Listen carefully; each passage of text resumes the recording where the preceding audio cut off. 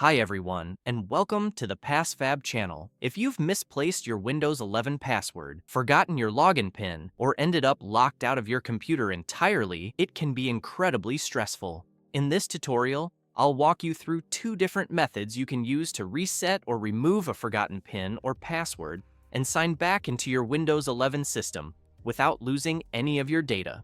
The first option is to use a password reset disk. If you created a password reset USB drive earlier, start your PC and wait for the lock screen to appear. Insert the USB disk, type an incorrect password, and then select Reset Password. A password recovery wizard will appear and guide you through generating a new password using the reset file stored on your USB drive. Enter the new password, type it again to confirm, and add a hint. Click to finish, and then log in using your newly created password. That's all you need to regain access to your computer.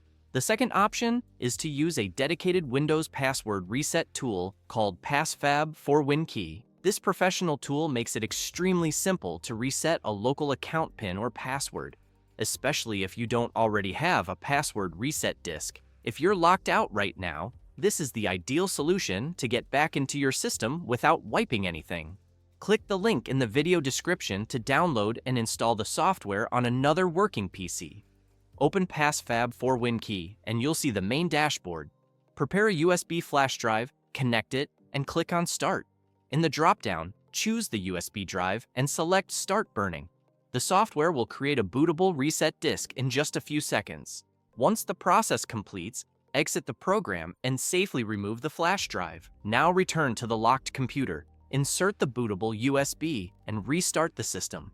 You'll need to enter the boot menu. This depends on your PC model. For many HP systems, you can press Escape, followed by F9.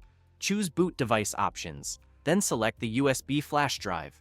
Wait a moment for PassFab for WinKey to load. When the interface appears, select the Windows operating system installed on the computer. Click Next, and you'll see the available user accounts.